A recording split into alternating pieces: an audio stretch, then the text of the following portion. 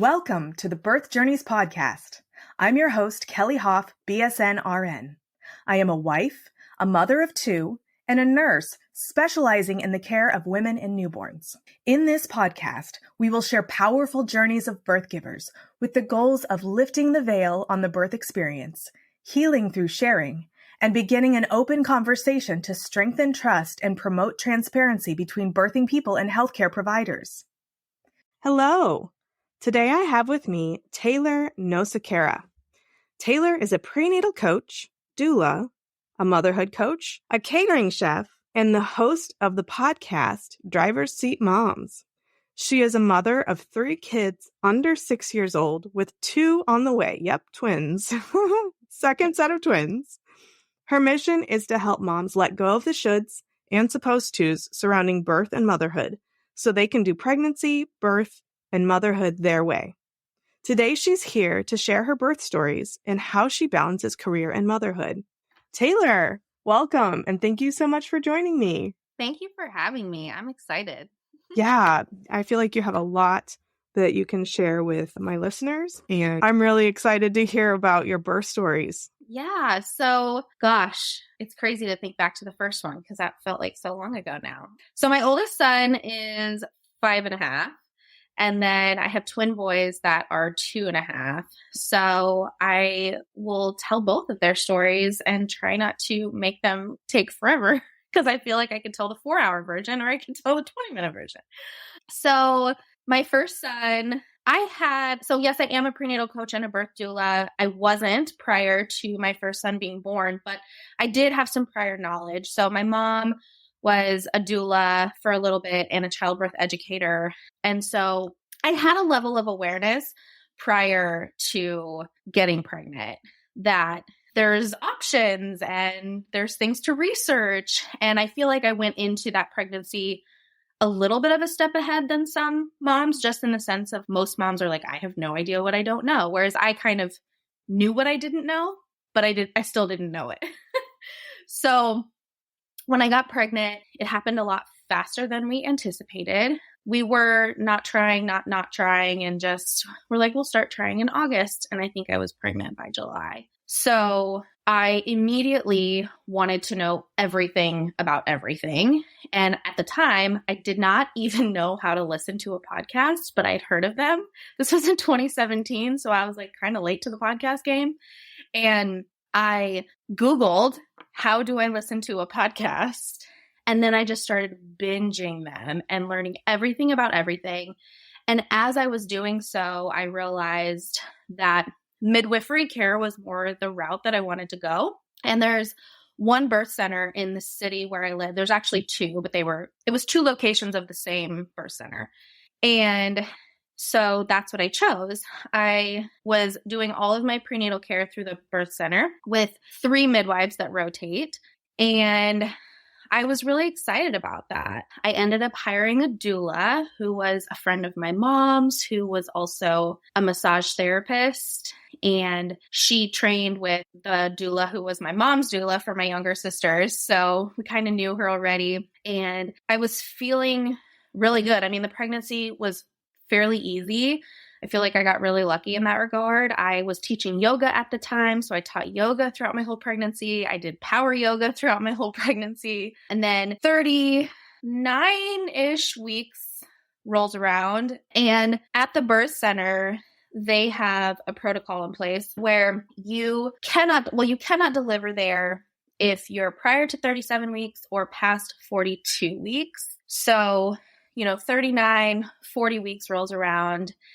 And I'm starting to get nervous that I'm not going to be able to deliver at the birth center. I knew that first-time moms typically go past 40 weeks. Due dates are guess dates. I know those things, but still, according to their protocols, I was starting to get nervous. So at 41 weeks, we started doing all the things to push my body into labor. And it was extremely stressful. I look back on that week, and when I think about things that I would change about my birth, it really is that week and that stress. And I don't know that I would necessarily change that part in retrospect because the rule was the rule at the birth center, but I do wish I would have explored more options outside of just simply, well, we're kicking you out of our care. You have to have a hospital birth, which is not really what I wanted. So we, like I said, did all the things. I did castor oil, I think twice. I was on the breast pump a lot. I had 6 Foley bulb attempts, I want to say, in 5 days. So I did 2 tries in one day. I was also on castor oil that day, so it was just extremely uncomfortable, and did all of those things, not so much from like an evidence-based place of really wanting to be done being pregnant or feeling like my baby was not safe or I was unhealthy, but really from this place of like, I want to have this baby at the birth center. And ultimately, none of it worked. My body was not ready. And at 41 and 6, we made the call to transfer because I wasn't in labor yet. So they typically will transfer you with a midwife that they have at the birth center, and she has privileges at the hospital. Well, she was unavailable, and so they gave me 2 options. You can transfer to hospital A and just get whoever's on call, or you can transfer to hospital B, which was the option that I liked less as far as hospital goes, but with an OB who is very midwife-like, and everybody loves her. She's great. And so I went ahead and chose that. It was a teaching hospital, which I didn't love the idea of like having students around. But I was like, but I'll go for her because everybody loves her. So I went in at 10 o'clock p.m., right exactly at 42 weeks, I think. Yeah, it would have been 42 weeks.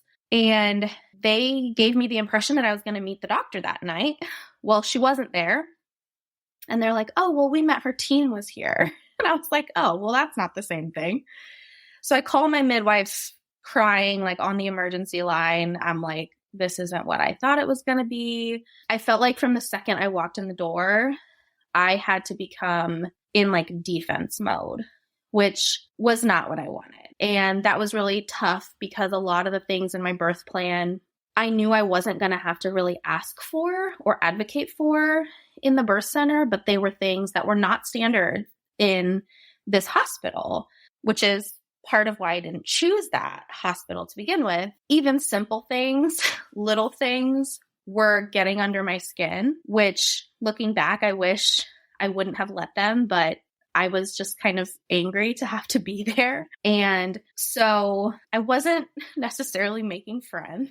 And finally got settled. They told me I was going to meet the doctor in the morning. I got a cervical ripener. I got Cervidil, which I had to fight for because they really, really wanted me to start with Cytotec, and I really did not want to. So finally got them to order the Cervidil and got the Cervidil, and my night nurse was absolutely phenomenal. She was so sweet and gentle and let me sleep and came in so quietly. And, she asked me about my birth plan, and I was starting to feel just like, okay, this is going to be okay. The next day at around 9 a.m., I met the doctor, loved her. Great first impression, made me feel so good about things.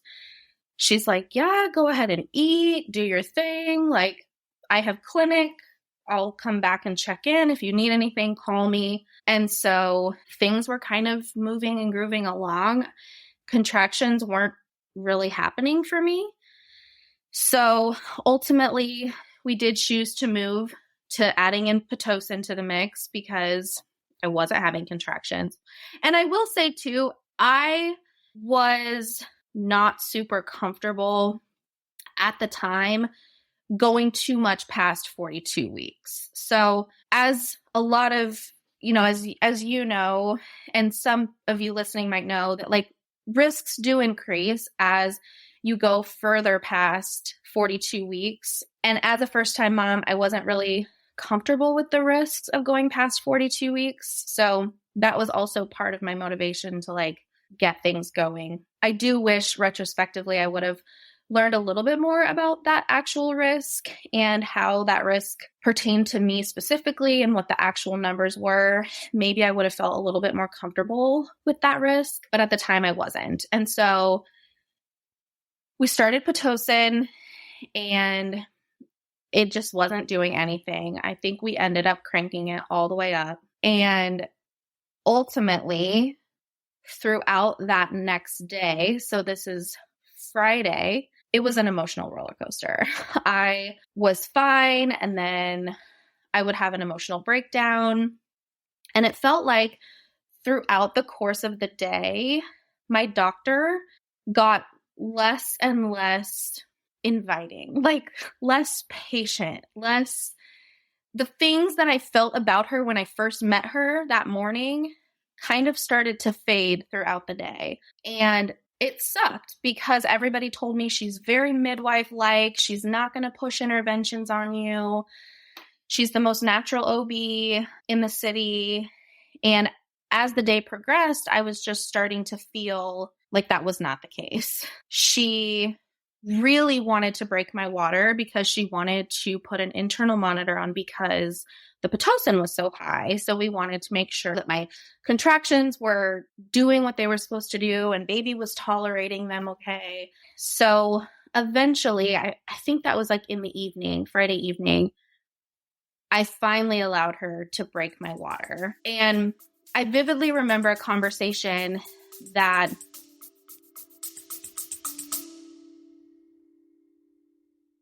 Are you pregnant and planning a hospital birth? You don't need a birth plan. You need a birth vision. In my opinion, birth plans set you up for failure. Yep, I said it. Hear me out before you turn off this podcast. You may think that by downloading a generic birth plan, it means you're in control. The truth is, it's not that simple. No one can control exactly how their birth will go. There are way too many variables.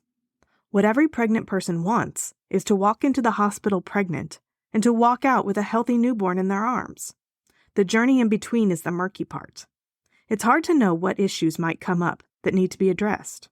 If you focus your energy on a birth vision rather than giving your power to a birth plan, you can empower yourself to make the best choices for you and your baby. That's why you need to get into my Empowered Hospital Birth program. As a labor nurse and mindset coach, I can help guide you through the process of maintaining the calm autonomy that will help you achieve the birth vision you desire.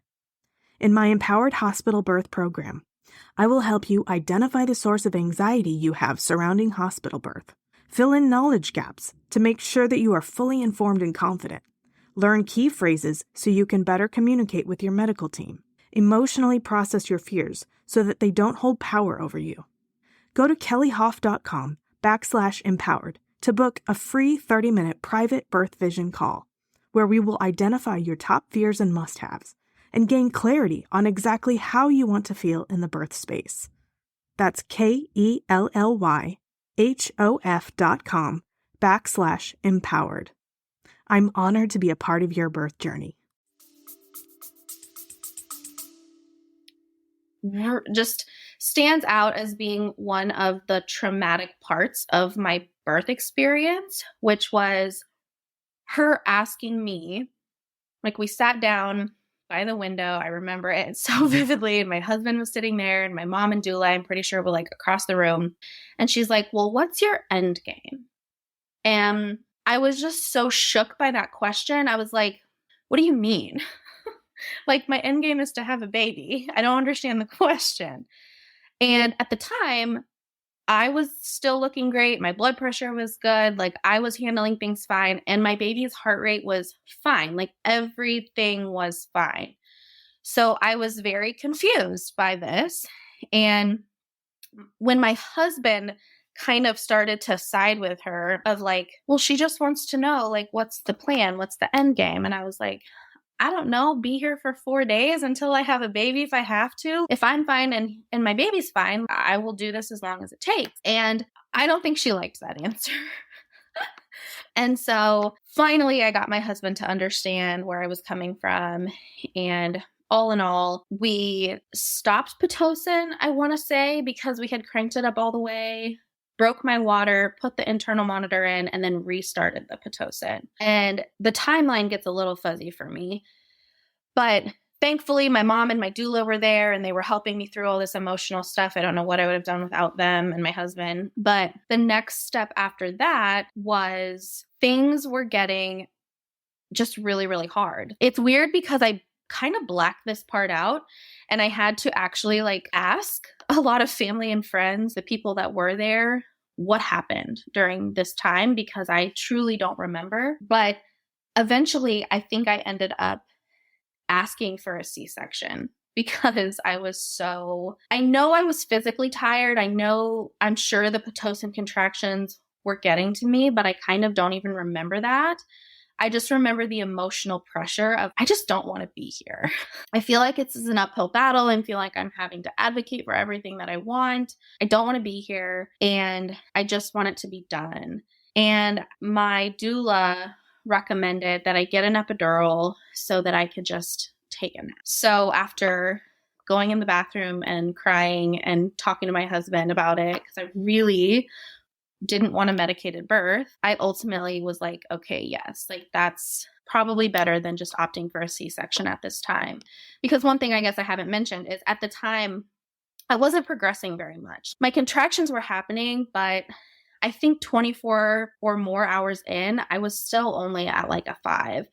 And I think I had been a 5 for the last 12 hours or something. I just was not progressing. Knowing what I know now, I'm like, baby was probably in a funky position. I probably should have done some spinning babies, tried some different positions. But at the time, I think I just was in advocacy mode. I don't even know how to explain it. And so I got the epidural and it was pretty early Saturday morning and I had fallen asleep finally. And the nurse came in, and I loved my daytime nurses that day as well. They came in and I could hear them through my sleep kind of talking to my mom saying, baby's heart rate looks great. Contraction pattern looks great. Now that we've bumped Pitocin back up, everything's looking great. And they left the room. And at the time, my doula had gone home to sleep and my husband was in the car sleeping, I think, in the parking garage. And then my doctor walks in and my mom is sitting next to the bed on the other side of the bed.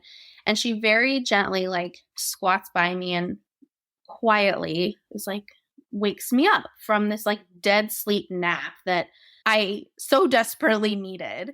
So that was first strike. Don't wake me up. And she says to me, so the contractions aren't really doing what we want them to do. They're not really that effective. So we really need to think about a C-section at this point. And this was around noon on Saturday morning. And had she said that and the nurses not just said what they said, I probably would have gotten a C-section, to be completely honest. And in that moment of super vulnerability, extreme exhaustion, I said yes. I was like, yeah, okay. I was literally half asleep when she was asking me this question, which looking back just pisses me off. But thank God my mom was standing right there. And my mom says, well, are you sure that's what you want? Maybe we should get your husband in here. Maybe we should get your doula back in here and talk about this. And the doctor completely disregarded my mom, didn't even look at her and just kept talking to me. And I said, yeah, actually, that's a good idea. I was kind of starting to wake up out of my dead asleep nap. And I was like, yes, let's get him in here. Let's chat about this. So my doctor left and my husband got in, the doula got in, and my aunt who was there, she had come in from Des Moines. I'm in Kansas City. She had come down from Iowa and she was going to encapsulate my placenta for me. And she showed up at the hospital because at this point we're bring him the backup. And she had been a doula for years. And so she showed up and I just all of a sudden had all of these people around me that were like, you're fine. Your babies are fine. You got your nap. You've got the epidural now. Let's do this. We can do this. We can still very much have a vaginal birth. This is totally still on the table. And I was like, okay, let's do it. So the doctor walked back in and I said to her, okay, we're going to keep going. We're going to keep trying and get in different positions and do all the things. And she was pissed. So she said to me, and I might misquote this a little bit, but it was very close to this. So you're actually going to do something now because you haven't been doing anything for the last however many hours. So I think she thought I wasn't doing anything. Oh, I had actually asked to turn the Pitocin off a second time when I was waiting for the epidural. When I finally agreed to the epidural, I had asked, can we please turn the Pitocin off while I wait for the anesthesiologist? Because if I'm going to get the epidural, I might as well just wait to have this Pitocin on. So I think she knew I had turned the Pitocin off twice. Once was my choice. Once was because they were going to break my water. And then I guess I had taken a nap, and that was not enough for her. So she kind of huffed off in this angry mood of like, well, you're actually going to do something now. So, okay, I mean, I guess. And throughout, like I said, from the time I met her at 9 a.m. the morning before to then, she had gotten progressively less nice, and her bedside manner had gotten worse. And every single time she came in the room, her vibe was just bringing this negative energy. It was just very visceral for me, at least, of this is not the energy I want in the room. I would feel myself tensing up, which is obviously increasing cortisol and decreasing oxytocin and slowing down labor. And I said to the nurse, I don't want her. She cannot come back. And my mom was even like, if you needed a C-section, I wouldn't really want her to do it. Because at this point, she's kind of like mad at you. Because I'm pretty sure she was called to be there. She had to stay until I had the baby because she was the doctor associated with the birth center. So I don't think she could just leave when her 12 hours was up. I think she actually had to like stay. And so she was pissed. And I said, she's not allowed back in my room. And the nurse was like, oh, okay. Well, we'll keep her away. And then when you're ready to push, we'll just bring her in right at the end. And I said, absolutely fucking not. She's not allowed back in here. Find me who else is here. Like, I don't care who it is. It's not her. And that felt really, really good in that moment. And I think I had like a weight lifted off of me to just know that she wasn't coming back, which sucks. It sucks so hard because she was literally the reason that I chose that hospital in the beginning. And so we just kept doing the do with the epidural in, but everybody was helping me get into really good positions on the peanut ball and even doing some hands and knees on the bed. I had a lot of help. I was keeping my dosage really, really low on the epidural. And I got to the point where I was like, I need to poop. But I didn't know this at the time, but looking back now, it wasn't the baby is coming poop, like feeling that, we in this space are like, yes, we're so excited you need to poop. I just felt kind of uncomfortable, and I knew that I just kind of needed to clear out. I think I needed to like clear out before baby could come. And I think I just intuitively knew that. And of course, because I had the epidural, they were like, well, it's okay. You can just do it. Like, we'll bring you a bedpan. And I was like, no. That's not going to work for me. I need to go to the toilet. And they were like, we can't do that. You have an epidural. So my mom even asked, can we get like a bedside commode that we can help her onto? And I was like, that's not really what I want, but I guess if that's all you guys can give me. Because I also felt, I think at that point, like maybe my body was craving privacy. Like I just needed to like lock myself in the bathroom or something. And I was unconsciously there. So they were like, we'll go ask. They came back. No, we can't do the bedside commode. I'm like, okay. So I left. I showed my mom. I was like, I put my feet on the bed and I like was lifting my hips. And I'm like, look, mom, I can move. Look at this. And I'm not recommending this to anyone. And I'm sure as a labor and delivery nurse, you are like freaking out as I tell this story. I started to get off the bed and crawl to the bathroom. So I literally, my mom's like, what are you doing? I'm like, I'm crawling. You won't help me walk there. I'm going to fucking crawl.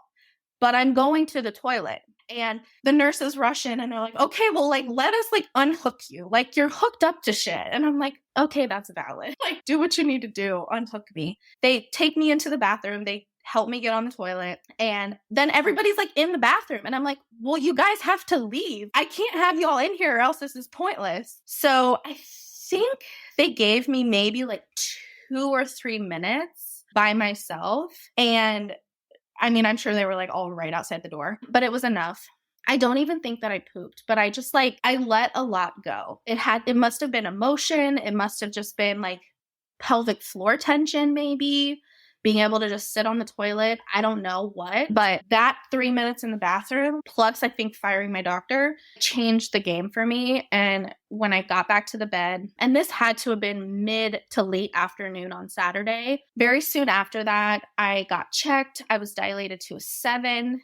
And that was the first time, like there's a photo of my husband. He's like, that was the first time that I was like, oh my God, this is happening. I'm actually going to have this vaginal birth. I'm past a 5 finally. So we kept doing all the positions, all the things. Eventually I got to a 9. And then I think I had a cervical lip potentially. And we were doing some practice pushing. And at this point, there was literally so many people there. And I'm not even talking like hospital staff. I think my mother-in-law has shown up.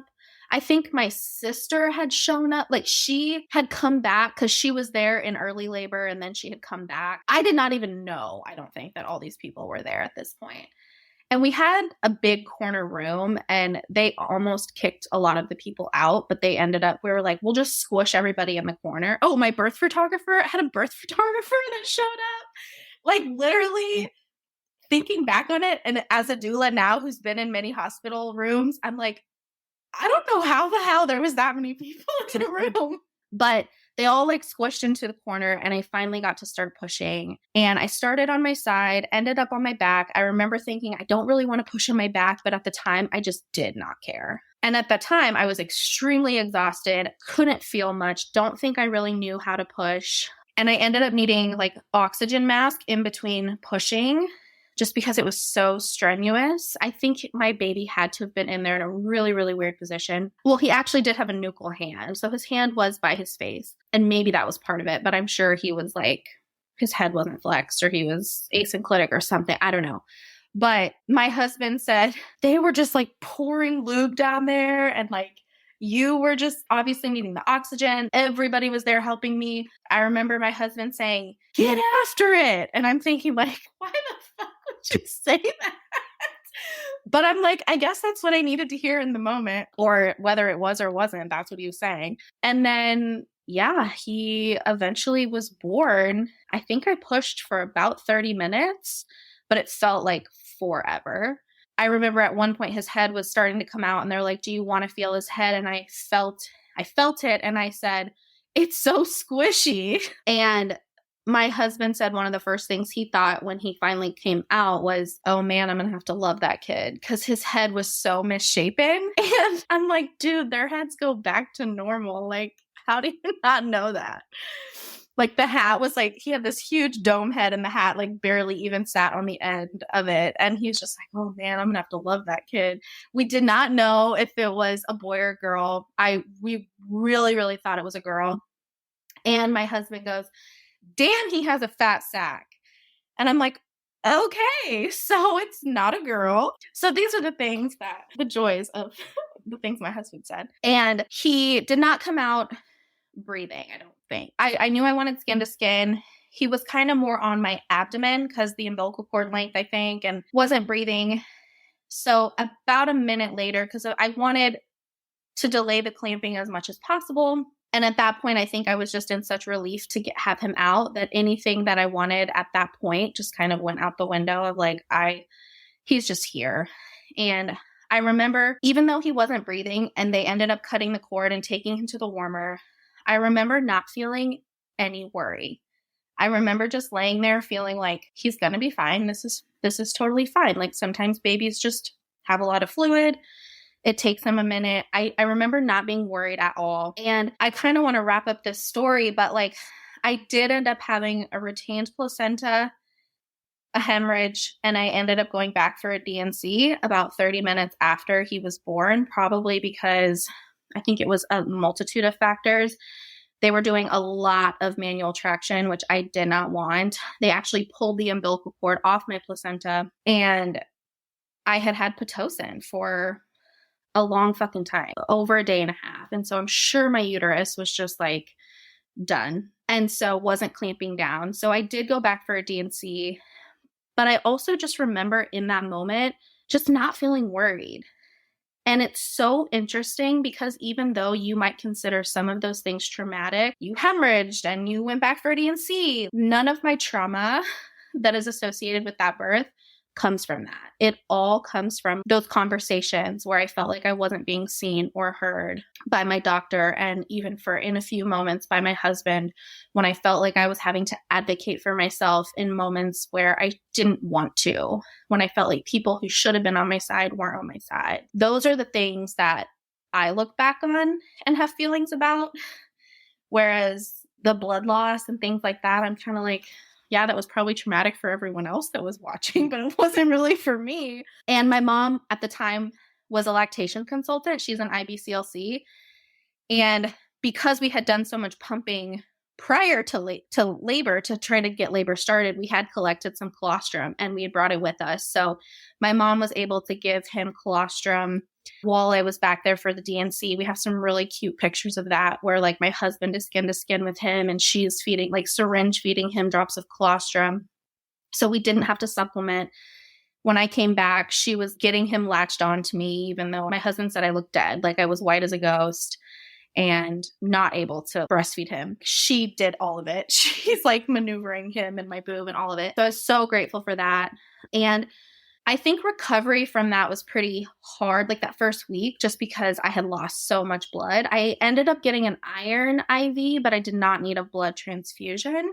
So if that gives any context to how much blood I lost, I guess it wasn't enough to need a transfusion, or I just didn't need it. At one point, I think the doctor was up to her elbow in my uterus prior to going back for the DNC. And so I'm really glad I had an epidural for that part, because I've heard women that have retained placentas that don't have epidurals say that that's worse than the childbirth for sure. So that was my first experience. And so it led to a lot of reasons why I do the work I do now, not from this place of I want to save women, or I think some doulas get into it for a little bit of the wrong reasons. And I never, ever had the intention of bringing my trauma like into my work or into another mom's birth space. But it more so came from this place of, holy shit, I learned so much throughout my pregnancy and birth process that literally my friends don't know. The mom I talk to doesn't know. Like, people don't know these options. People don't know they can fire their doctor. People don't know they can ask for things. They don't know. They just don't know. And the uphill battle that I faced, I was just like, I have to help women be able to navigate these choices. So yeah, I don't know if you want to touch on any of that before I move. Yeah, I was writing down a lot of things. Yeah. So a couple things I wrote down, and probably you'll touch on this later, but I feel like what you were communicating was that your focus at the beginning was delivering at the birth center was the goal, and that may have been a big source of the stress. Mm-hmm. And then I'm assuming that because you've learned since then how to frame your expectations and plan your birth, you now probably help people plan for all of the contingencies at this point in order to eliminate that stress. Yeah, that is definitely something we work on. We talk about different things that could happen, but more so because it's impossible to go down every single rabbit hole that could happen. Part of my framework is starting with how you want to feel. And so we go through this entire list of journaling prompts. We talk about fears. We talk about preconceived notions. We talk about how do you want the experience to feel, and how can we get back to those feelings no matter what the circumstances are. So no matter what curveballs get thrown your way, how do we get back to those feelings? So if plans change, if circumstances arise, you can remember, okay, well, this is how I want to feel in this moment. So this is the choice I'm going to make so that I can feel that way, if that makes the most sense. Take back control. Yeah. Control what you can. Exactly. Yeah.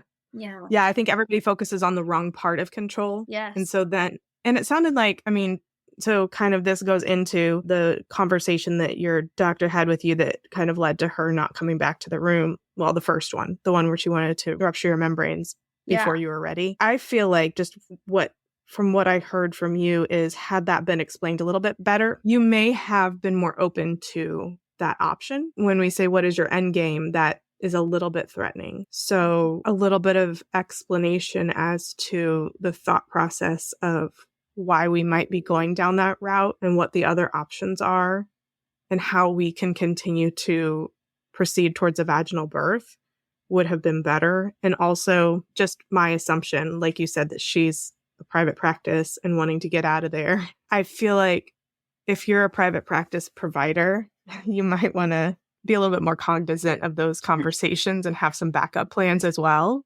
Yeah. Because rushing people into interventions just so you can get home isn't what you sign up for as a private provider, you know? So, and that's what it felt like. I felt like they were talking to me in circles. And the reason why they couldn't give me a straight answer is because the straight answer would have been, you're just taking too long. mm-hmm. And that was not good enough for me. Yeah. And I don't know how the pay structure works, but I think that they get paid for deliveries, you know? So she probably wasn't exactly happy with, you know, having to be there and not being paid, or, you know, getting call pay or something ridiculous, or maybe she was on salary or something where just like the pay structure makes it so that providers don't want to be there waiting for someone to deliver for days. But that's how the body works sometimes. Mm-hmm. So when you had your cervidil out, do you remember how dilated you were when they started the Pitocin? I think I was probably, oh my God, you know what? I totally missed. I also had a cook balloon placed. Oh, okay. So they did that and they were able to, you were dilated enough, you were always dilated enough to get that in because you did that before, right? Yeah, after 5 attempts, or after 6 attempts, they finally got the Foley bulb in at the midwife's office. So when I went in, I was like a centimeter dilated. They did the cervidil, and then they placed a cook balloon. Oh my gosh, I can't believe I forgot. And so the cook balloon fell out around 3 centimeters, and then I think I must have been around a 3 or 4 when they started Pitocin. Okay. I was going to say, like, if it was too early, it was never going to happen. But you were a mechanical dilate at 3 or 4. So oh, yeah. It takes a while. Some of the things that came up for me when you were talking about the Pitocin not working at first and then having to stop and then start again. Did you feel like you're contracting, or was it maybe just like, I don't know, this is this thing that nurses, you know, do when the Pitocin's not working, we just get a new bag. It just seems like maybe they forgot the Pitocin, you know, like the bag that they mixed with Pitocin, maybe the manufacturer forgot to actually put the Pitocin in. Yeah. No, maybe once I got up around like 15, I was starting to feel contractions, but I remember there was a good solid 3 hours of probably being on Pitocin where I don't think I felt much of anything. Did not have an epidural yet, was not feeling contractions. They actually asked to check me again, and I was like, why? I promise you I have not dilated. Like nothing is happening. And they're like, well, you know, and they just kind of like kept pushing the vaginal check. And finally I was like, fine, check me. Had not dilated. I was still a 5. And I'm like, I told you, like, I feel nothing. There's nothing happening. So there's definitely a chance. I'm like, maybe they did forget it. Or maybe it was just like they didn't put the right dose or something in. Because they cranked me all the way up to, I think it was 20 or whatever the max is that's allowed there. And then that's when they're like, we can't crank it up anymore without the interner. Right. Yeah. That's pretty standard practice. But I think that could have been framed a little bit differently. I'm curious, have you had patients that has happened to and you've had maybe a different opinion now that you... What specifically has happened to? So that maybe they get to 20 of Pitocin and they're offering the internals and the rupture of membranes. I wonder if you've had a different experience with that. I'm trying to think if I've had any clients that have had that happen, but I honestly don't think I have. I feel like the Pitocin eventually starts working or even like if they break their water. Yeah. I counsel clients about breaking the water differently if they have an epidural than if they don't, because my mom want to avoid an epidural. I counsel them over the fact that like once you break the water, these contractions are going to get more intense. And so if you're wanting to stay unmedicated, you might want to avoid them breaking your water. And then my mom's with epidurals already, I just let them know that like breaking the water could help. It also might not help, and it might put you on a time clock, and it's just good to know. And if you're far enough along and baby's low enough, especially if it's like a bulgy bag, like breaking the water we might have a baby in an hour, right? You know, versus you're dilated to a 5, baby's still high in the pelvis. I don't really feel like breaking the water. It's not wise. It's not really going to help you right now. Yeah, that's what they want to do because that's kind of their next step. They don't have anything else to offer you, but you don't have to say yes. Right. So So then you had the Pitocin break and then they broke your water? yeah, I think it was like, we've cranked it all the way up, so we're going to turn it off, break your water, and restart. Okay. That makes sense. Break your water, and turn the monitor on, and then restart. So that we know that Pitocin's doing something. Doing something, exactly. And where was your baby's head in the pelvis? Do you know? Did they tell you before they broke your water? They probably didn't tell you. I don't remember. They may have told me, and I just have no idea. Mm-hmm. I do really think that like some spinning babies, probably some lunging. I was changing positions and doing stuff like on the birth ball and stuff, but I don't think I was doing any, well, I might have been doing like asymmetrical type of movement at that point. I just don't really. Well, but you had a compound presentation, so anything you did was still going to be a challenge. Yeah. And at the time, spinning babies wasn't really very well known about. Mm-hmm. They actually came and did a training here in 2019 that I attended as the only non-birth worker there. And my doula was also there. So I'm sure there was like aha moments for both of us of like, oh man, had we known this information when I was having my baby, we would have used it, but we didn't know. Yeah, same. You don't know what you don't know. You don't. Well, let's see. There's a lot of things that I want to, that you said that I want to touch on, but let's move on to the next because, wow, we could just, we could go down a lot of rabbit holes. All right. So baby number 2. Well, actually 2 and 3. 2 and 3. So the conception story is a little bit funny.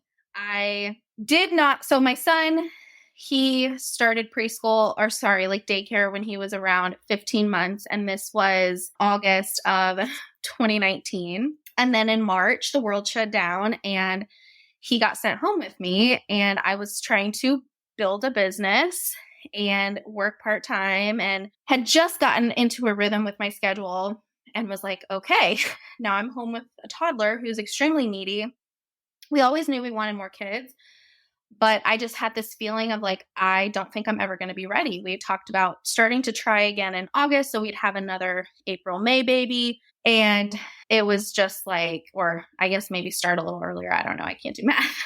And I was just like, I'm not going to be ready. I ended up going to an energy worker who does a little bit of massage and acupuncture. And I had seen her before and she gave me a reading that was basically like, you are making your decisions out of fear and you need to not make your decisions out of fear. And there is this female energy that's ready to be yours when you're ready to have her. And I was like, holy shit, this means I'm about to get pregnant with a girl. I need to just let go of fear, get pregnant now. Like, it'll be fine. I'm just scared of being a mom of 2 kids. And so I was supposed to start my period in 3 days. So I'm like, it's okay. Don't pull out because, that was our birth control method at the time. And I got pregnant. And so that was summer of 2020. And we were all in lockdown. I was not connecting with the pregnancy. I think a lot of moms maybe that got pregnant around that time were just struggling emotionally. And so I knew before I even got pregnant that I wanted a home birth this time. I was like, unfortunately, the birth center in my area, it has all these restrictions on it. And if I go past 42 weeks again, like I'm not dealing with that. So I'm going to go straight to a home birth midwife. Was actually working with a home birth midwife because again, she's an IBCLC and she's an RN. So she was doing like newborn visits for this midwife. And I was like, okay, great. I met her, loved her, hired her. And at around 9 weeks, I went in to the first prenatal and we were going to throw on the Doppler, but I was like, I just am not really connecting with this pregnancy and I just feel like something is wrong. I was just having a lot of worry for no reason. And she had just gotten this new tool called the Butterfly, which is an ultrasound, a handheld ultrasound little thing where she could see the image on her phone. She's like, I just got this. Do you want me to look? Just so we can like ease some of your anxiety. And I was like, yes, please. So I lay down and I could see out of the corner of my eye 2 sacs. I could see it. And she goes, Taylor. And mind you, like she knows my mom. She has this relationship with my mom. My mom's standing right there. My mom can see it. And I'm like, what? And my mom's like, I think you're scaring her. Tell her something. She's like, Taylor, I think you're having twins. And my husband just like belly laughs.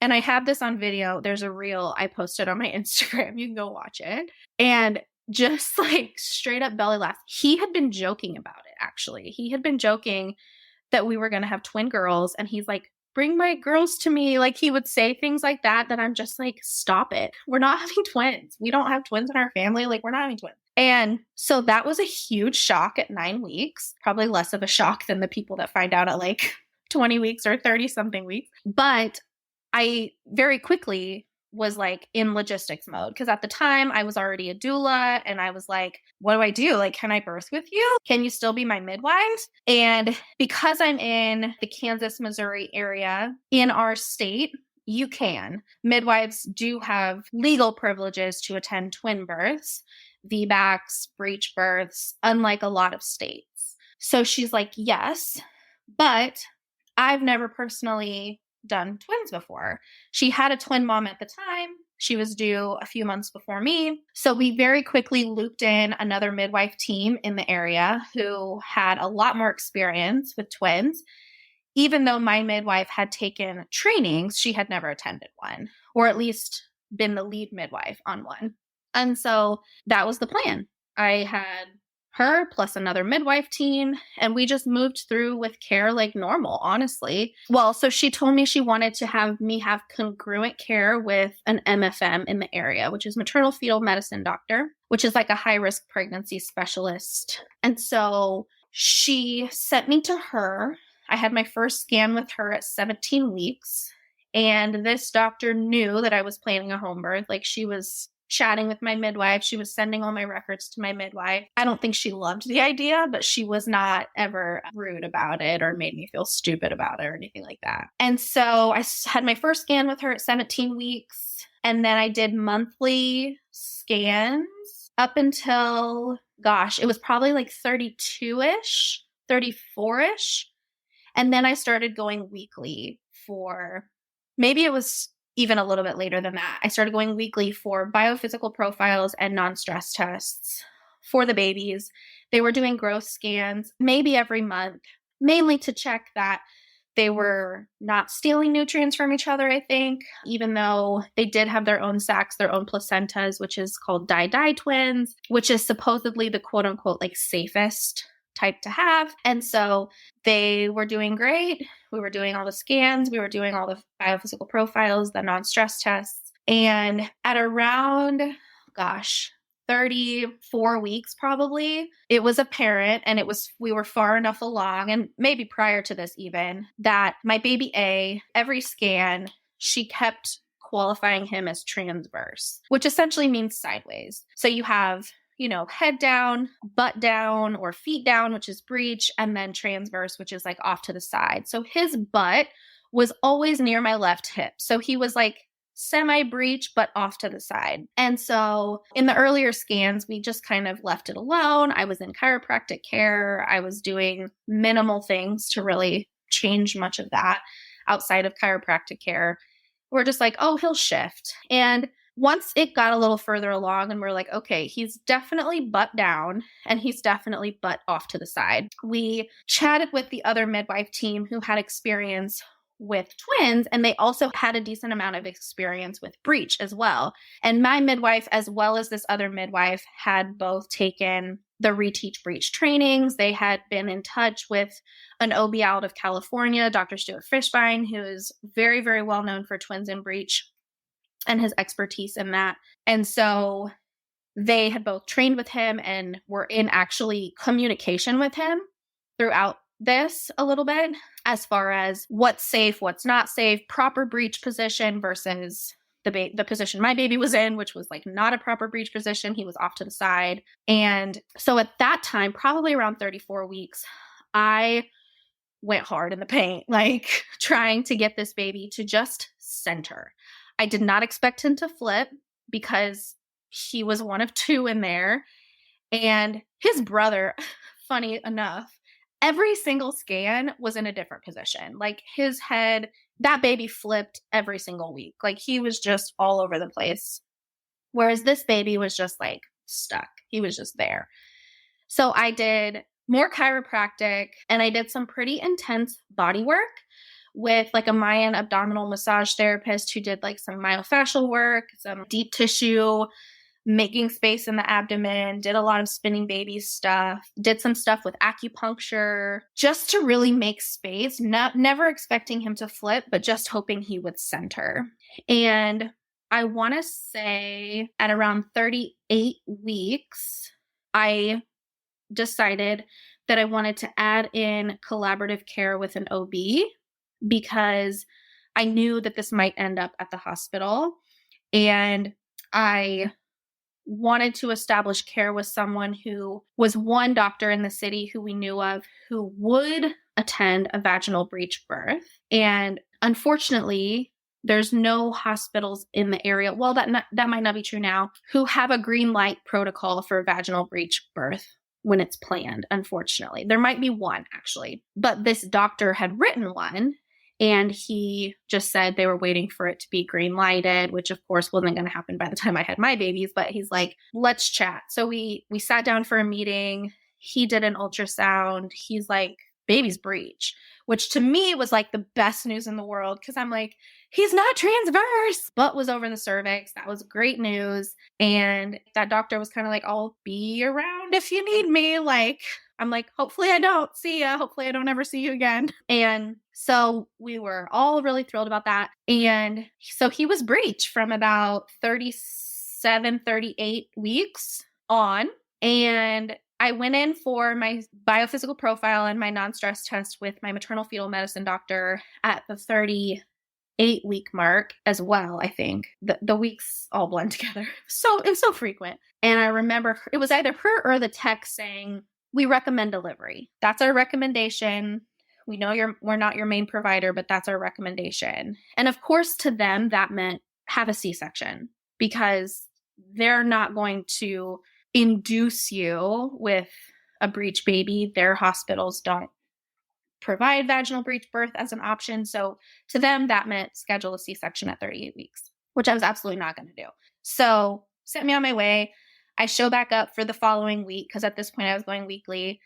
I show back up at 39 weeks and the tech says, wow, we're kind of surprised to see you today because we recommended delivery last week. And I was like, I didn't say this out loud, but in my head, I'm like, yeah, I recommended delivery to these babies too, but like they didn't listen. I don't know what to tell you. And so the tech was kind of, as she's doing the scan, talking to me about like, well, what's your plan? And again, I'm having like flashback moments like, what's your end game? And I'm like, oh, geez. And so when she asked me that question, I was like, well, my plan is to take it day by day.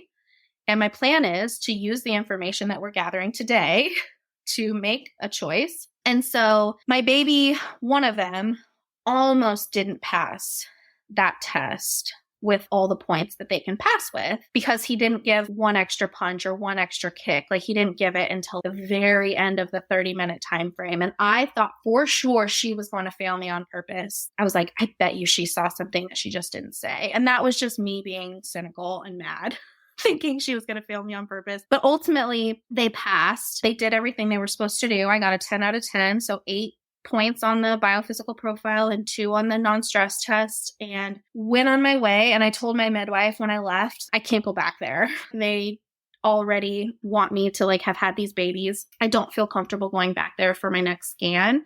So my 40-week scan, I went to one of those imaging places that does like 3D imaging, and they did my scan.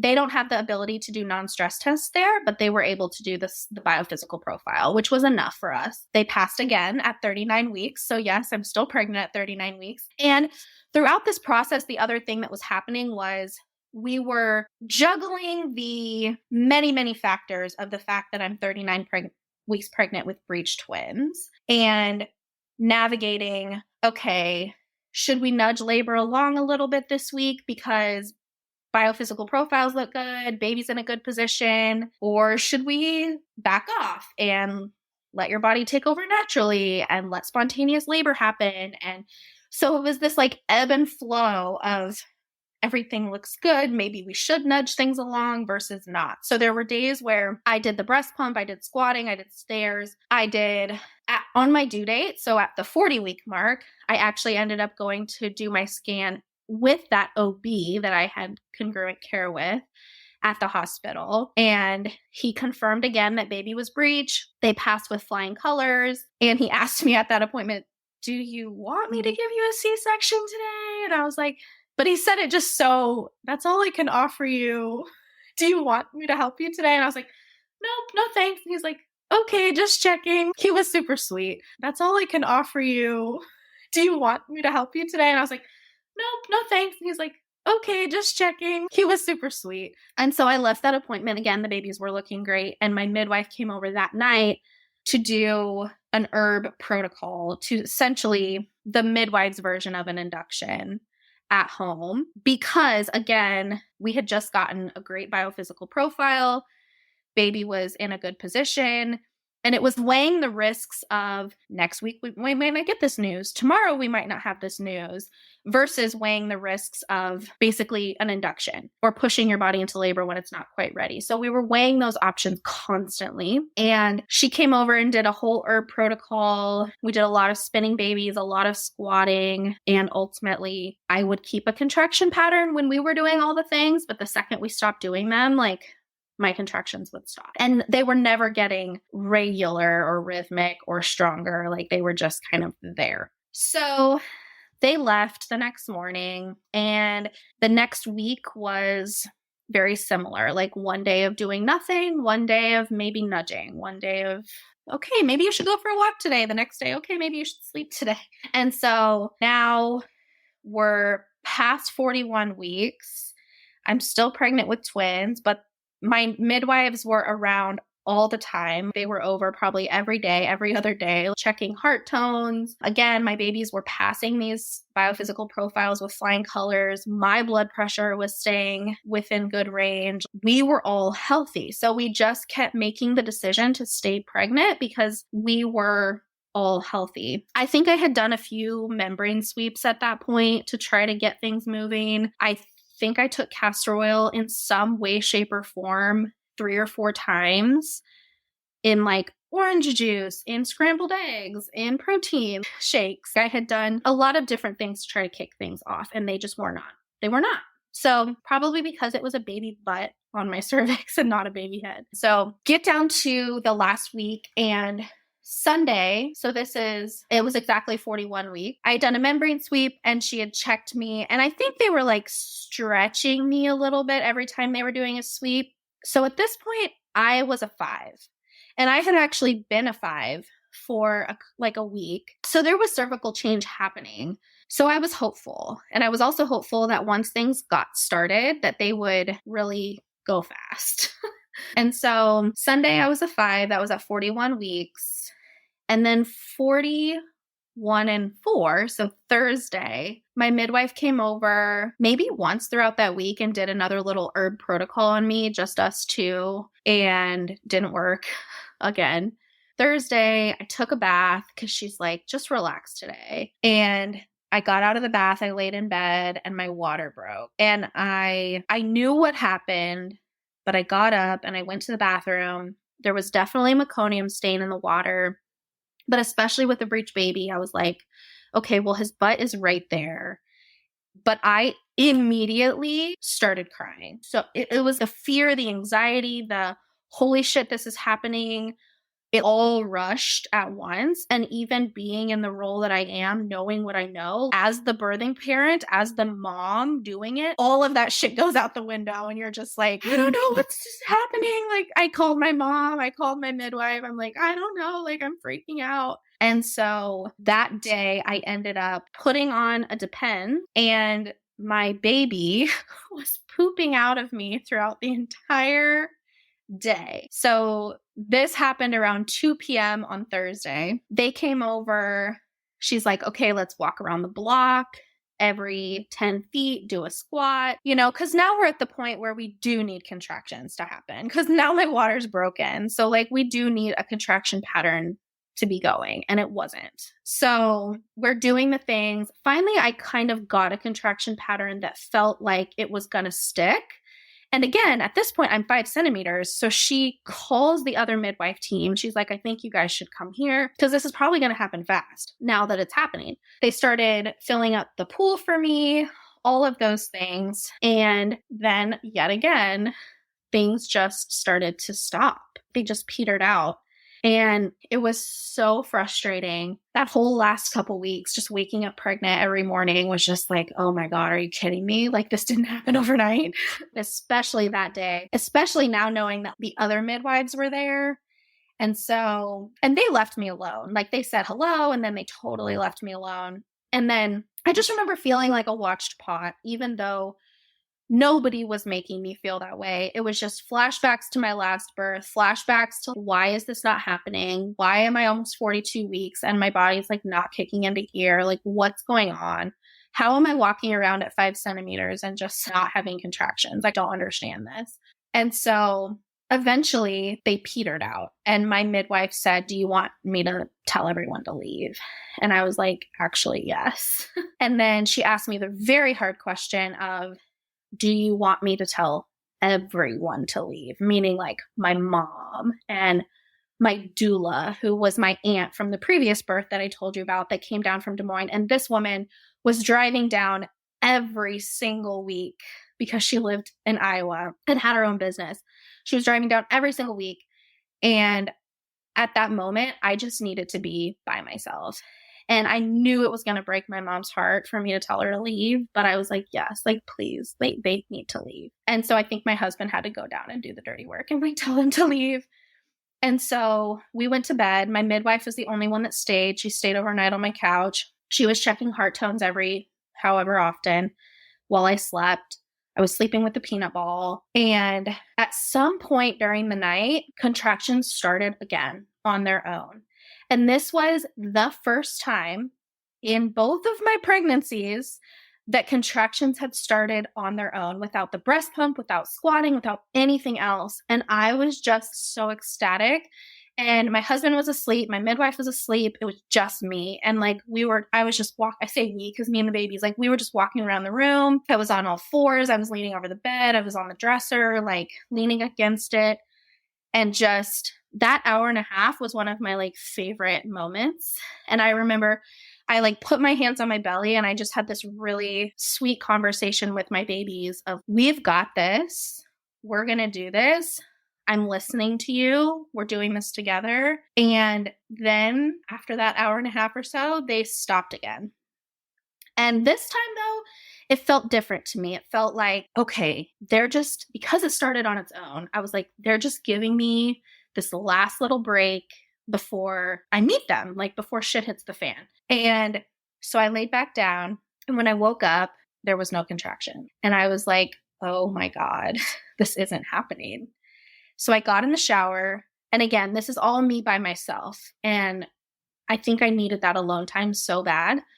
I got in the shower and I had another conversation with my babies, mainly baby A, because a lot of this was up to him.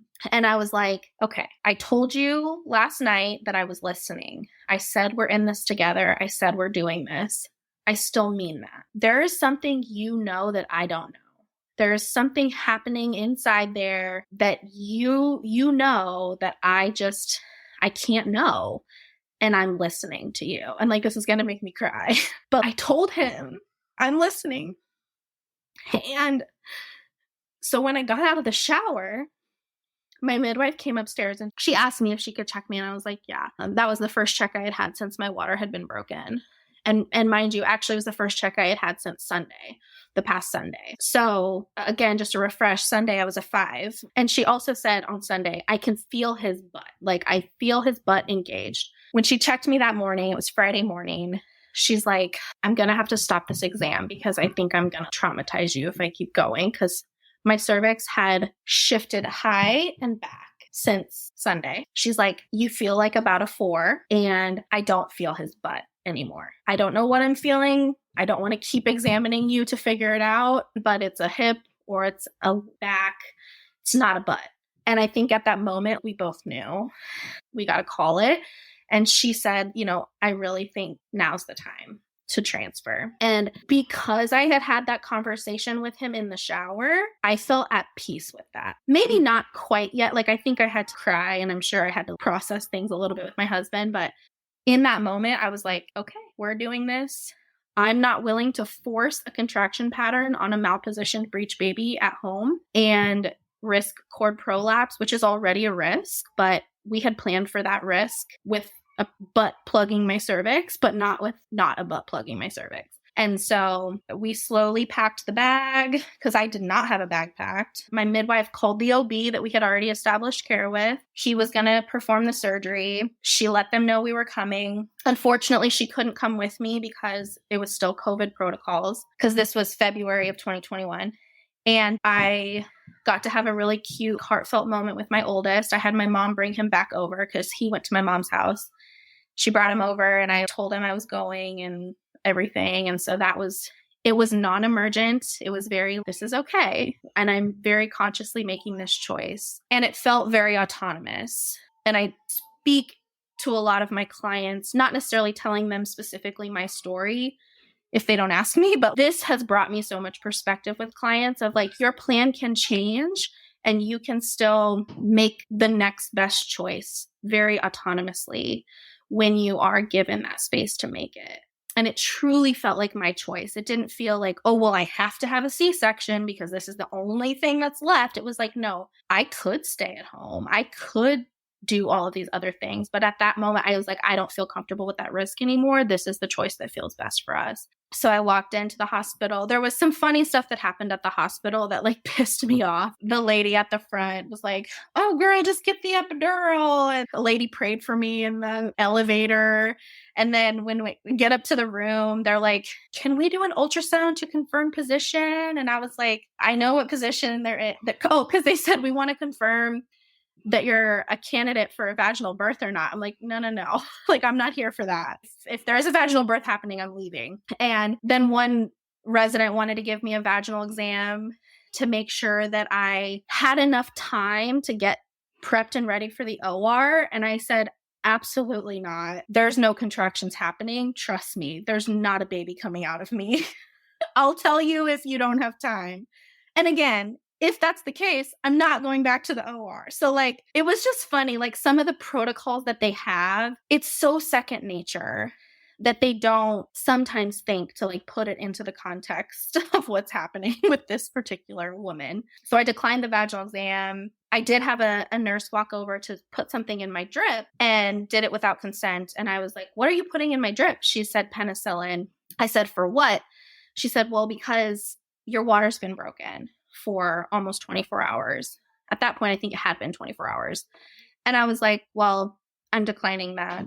I don't have a fever. I don't have the shake. Like, I don't have an infection. My midwife's been tracking all of that stuff. I had been having my temperature taken, all of those things. So I was like, no, thank you. Also, I wanted to keep my placentas, which was a whole nother thing. The OB was like, well, I don't know. And I'm like, okay, we'll just do it anyways. And so they were really sweet about that. He actually even offered to give me my antibiotic, the surgical antibiotics, after the cords had been cut so that my babies didn't get antibiotics because I didn't want them to have that. So that was really sweet of him to offer. The one thing that I do have a lot of trauma around, though, with this was I spoke to a pediatric nurse team that was going to be in the OR that I very specifically said, my babies will come directly to me. I had asked for a clear drape. My babies were supposed to come directly to me. And for some reason, the nurses that were in that room with me prepping were not the same nurses that were in the OR. And they took them to the warmer. And I was like, livid. I was like, they were not supposed to go to the warmer. They were supposed to come directly to me. And I remember like cussing them out in the OR, basically saying like, where the fuck are my babies? And like screaming across the OR. I think they were only over there for like 30 seconds to a minute. And I like made my husband go over there and get them because I knew they were fine. Like they lifted them up. I got to see them through the clear drape. but then they walked that way instead of coming straight to my chest. And I was like so confused. Everybody apologized to me after. The anesthesiologist even apologized. The resident came in and was like, we're so sorry that happened. We don't know why that happened. The nurses after the fact, the postpartum nurses were amazing. They helped me latch because my mom couldn't be there right away because of COVID protocols. They helped me get tandem nursing set up. Babies were fine. Babies were great. They were 7 pounds, 5 ounces and 7 pounds, 9 ounces. And I'm pretty sure the 7 pounds, 5 ounces, which was my baby A, was only because he had been pooping for an entire day. I think he would have weighed more because at all the growth scans, he was measuring bigger. So yeah, that was my second experience. And home birth midwifery care postpartum, 10 out of 10 recommend. They are also your pediatrician for the first 6 to 12 weeks, depending on your midwife. So I did not have to ever go out to the doctor's office. I didn't have to do any of that, which was so nice. So yeah. I love, like, you answered literally every single question that I had as a labor and delivery nurse going, but what if, but what if, but what if? And I think that this just really highlights how hospital and medicalized birth, and again, I'm a labor and delivery nurse, but I'm hoping to be a part of the change. It comes down to, I wrote it down because what I heard was that you got more one-to-one attention than you would have ever gotten in the hospital, right? Mm-hmm. So when we're looking at safety, that one-to-one care and having all of your safety checks done, you know, you had your BPPs, your babies were passing the BPPs, your midwife was monitoring them at your home. And was it Dopplers or did she have some sort of machine that I've never heard of? No, we were using Doppler. Still, they're skilled in that. So in the hospital, it's rare that you would do Dopplers, you know, with true intermittent monitoring. I think there might be another word but when you just basically listen to intermittent monitoring. Yeah. Because we also do a different form where it's like 20 minutes on and then 40 minutes off, just because it's easier when you have 2 patients. Mm-hmm. So to have to go in and listen through a contraction and then listen to the other baby through a contraction, we just don't have the staffing for that. No, you guys are. So what I'm hearing is, putting on E. Yeah, it's all about saving money, right? And it's all about liability. So they're balancing liability versus saving money, not necessarily safety and what's best for the patient. Mm-hmm. So I just wish that there was a way that we could work with different levels, that they all worked together, and that we could create what you have created in your birth experiences, where you have the midwife, you have the doula, you have the birth center, and you have the hospital, and there's just different levels. Once we've gotten to a point where maybe it's not safe here, then maybe it's safe here, and then maybe here, instead of having all these protocols for liability, like I just want to check you to make sure that you're not going to deliver imminently before we can do all the preps before the OR. What? I'm like, no. There's a lot of mindless things that go on based on protocol, based on trying to fit people into a box at the hospital so that they can have their policies that I'm hearing don't happen with the midwifery care at home and in the birth center.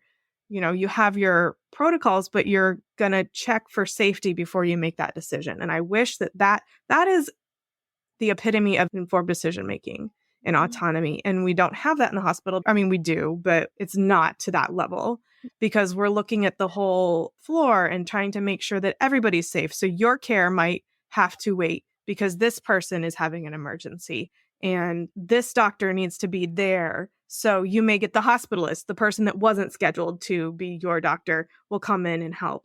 And we do have those things. They're there for a reason, for safety and all that stuff. And I agree with that. But it just sounds like the perception that I hear at the hospital of home birth and birth center birth needs to be adjusted. I don't think you can speak for every birth center or every midwife because just like I can't speak for every OB, there's people that are better and people that are not necessarily the best, you know, and maybe don't have the best intentions or are more in it for not necessarily the one-to-one care, but, you know, to just get people through to make the money. But I think that it's a spectrum. And so I don't think anybody goes into it thinking that, but that's what tends to happen. 100%. But I just love how that you were able to take the information that you had in the moment and make an informed decision in the moment. And when it got to the point where you weren't comfortable with the risk anymore, that's when you were able to choose to have the C-section. Mm-hmm. And I hear a lot of people we get real nervous in the hospital once people go past 39 weeks because of our own trauma. And you talked earlier about making decisions out of fear. And I think that we probably do that a lot. And so I feel like it's time that as a community, we take a step back and really just question what our intentions are and where we're making these decisions from, and try to use cases like yours to understand what true evidence-based practice is. And unfortunately, evidence-based practice is what we know now. So let's start to learn what else we could learn from people that are really trying to have more autonomy in how they're treated and how they're birthing, because birth is so medicalized in hospitals and it doesn't necessarily have to be. Yeah. Yeah. Unless there's risks, unless the risks are there. There's a place for all of it. It's all necessary. Mm-hmm. It's just sometimes the pendulum swings too far in one direction.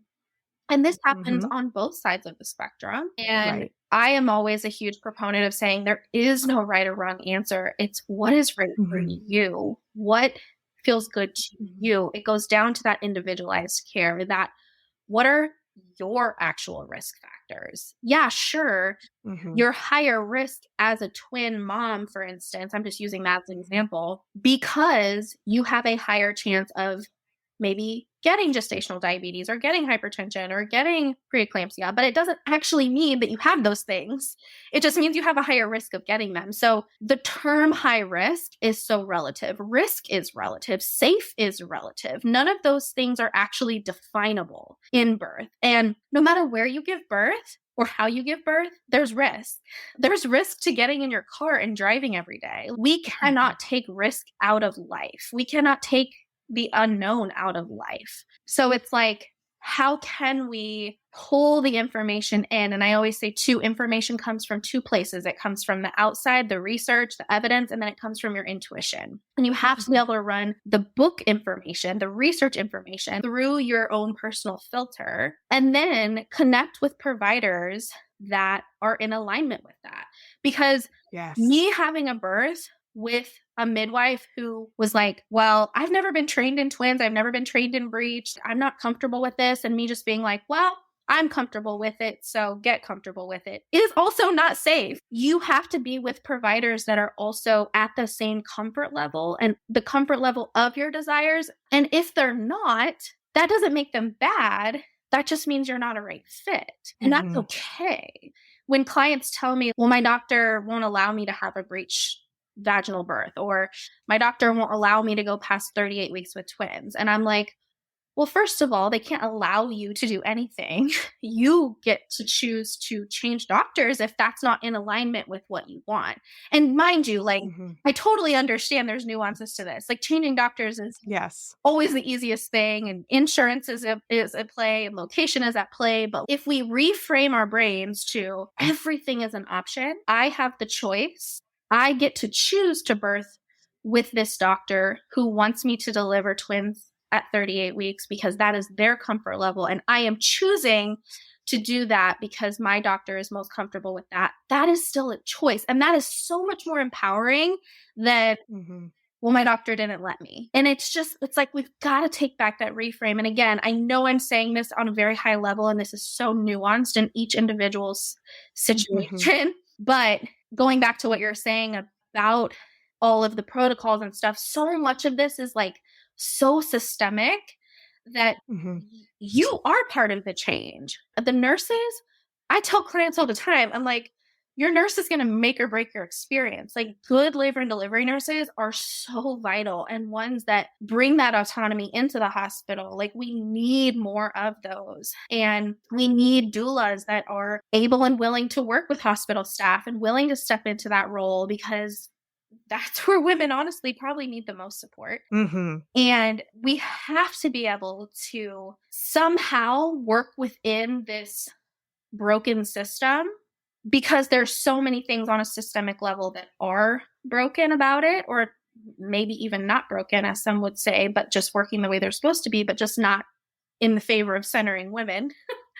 And we have to be able to do that. And it's going to make that change. But like you said, when you have fear of litigation, and that's coming from two places, doctors are scared to get sued because women also don't trust themselves, and they put all of their trust in their doctor. So anything that goes wrong, they instantly blame the doctor. And now I'm totally not saying that there aren't cases where the doctor is to blame, but it happens less in care. Like, for instance, with my midwife, if something would have happened to my baby because I chose to push contraction pattern on a malpositioned breech baby and I had a cord prolapse and he got lots of oxygen and say he didn't make it, which was a totally thing that was running through my brain, that would not have been her fault because I took full ownership of that decision. I was not willing to take that risk, but had I been willing to take that risk and he would have been born just fine, I would have been able to say, I fucking did that. And had he not been just fine, I would have also had to say, I have to live with that. It's not my midwife's fault. I don't get to go sue her because something happened to my baby because of a choice I made. But in the hospital,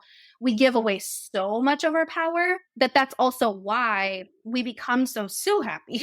In a sense, like we're literally saying, okay, I'm going to do everything you say as long as you give me a healthy baby. So when we don't do what the doctors say, the doctors are like, well, then I can't promise you a healthy baby. Like, it's this tug of war. And the more we can trust ourselves as women and trust birth and trust the process, the more and more doctors don't have to fear litigation as much, if that makes sense. But it's not going to happen every day. Like, it's not going to happen. Nope, it's not. We got to be part of the solution. And slowly, maybe by the time our kids are having kids, the system will be a little bit better. No, we're not going to change the system in a day. But what you can do is you can understand your fears. You can understand your preconceived notions. You can decide how you want this experience to feel and look like. You can arm yourself with information and ask really, really good questions and align yourself with providers that have the same values and desires as you and get support along the way.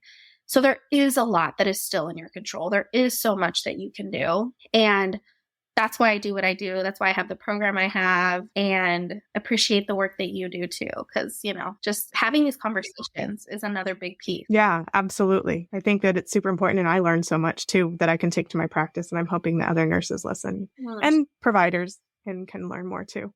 Yeah. Well, Taylor, it has been so informative and enlightening to talk to you today. And I hope that this is one of many future conversations, especially after what are you having?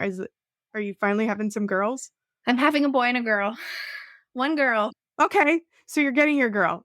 I was fine with 5 boys. I just expected it, but there is a girl there. So that female energy was somewhere. I look back on that and I'm like, that female energy had to have been just me. Like, I think it was me.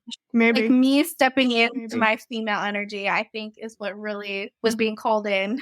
Wow. that is profound. I love that. Well, Taylor, thank you so much. Thank you. Thank you so much for tuning into my podcast. If you enjoyed what you heard, make sure you hit that subscribe button so you don't miss out on future episodes. Don't forget to share the podcast with a friend who can benefit from the valuable insights that we share here. And if you could take a moment to leave a 5-star rating and review, it would mean the world to me. If you're ready to work one-on-one with me to embark on a transformational journey towards a confident and empowered hospital birth experience, go to kellyhoff.com/empowered and enroll in my Empowered Hospital Birth Coaching Program. Together, we'll create a roadmap to a birth experience that you'll cherish forever. That's KELLYHOF.com/empowered.